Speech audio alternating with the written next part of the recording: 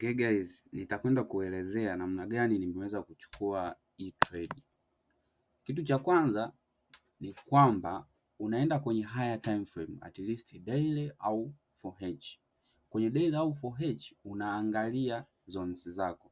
Kwa mfano mimi nilivyoenda kwenye upande wa daily kule, nilipata zone yangu hii hapa chini. Ambapo nikishapata zone yangu hii hapa chini, ninachokifanya ni kuja kusubiria zoni yangu iguswe. Tunaona price imekuja mpaka hapa chini, imekuja kurespect hii zoni yangu. Baada ya hapo ninachosubiri ni nini? Ninachosubiri ni clear confirmation. Clear confirmation mfano ndio hii change of character, kwamba tunaona price kwenye 15 minutes imekuwa ikicreate series of break of structure. We have the first break of structure ambao ilikuwa ni hii hapa. Tuna break of structure second ni hii hapa. Tuna break of structure third one ni hii hapa. Again tunakuja tunapata kuona price imeshindwa kutengeneza break of structure nyingine. Kwa hiyo hii ndio ilikuwa last break of structure. It means kama price ishashindwa kutengeneza break of structure nyingine, tunachosubiri ni nini? Baada ya kutengeneza hii M pattern, tunachosubiri ni kwamba tushaona liquidity imekuwa swept huku chini kidogo. Ambacho tunasubiri ni nini? Tunasubiri market itupe shift, unaona, au change of character.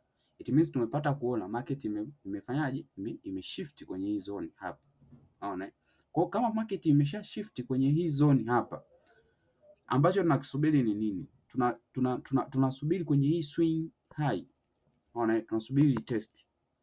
Hiki kitu ni cha msingi sana, japokuwa watu wengi waga wanakidharau, lakini cha msingi sana. Kwa hiyo tunasubiri market ije ili test kwenye hii zone yetu hapa. Ikishali test kwenye hii zone yetu hapa, aidha unaweza ukaweka pending order kwenye hii zone yako ukisubiri market ikishali test na stop loss hapa chini kidogo. Ikishali test kwenye hii zone yako, it means itachukua ile order yako. Then tunacho expect nini? Tunacho expect market ije itap hii zone ambayo ni zone for take profit. Yeah. Hichi ni kitu cha kawaida sana, japokuwa watu wengi waga wanakidharau. Kwa hiyo tunaweza tukawa tuna take order au tuna take advantage kwenye market kwa namna hiyo. Unaangalia kwenye higher time frame na angalia zone zako, unazichora zone zako, market ikishakuja kutap pale, usije ukaingia trade moja kwa moja. Cha kufanya, you have to wait for the confirmation. Confirmation kama zipi? Ndio hiyo hapo kwenye lower time frame 5 minutes au 15 minutes, unaangalia failure of hizo break of structure. Asanteni.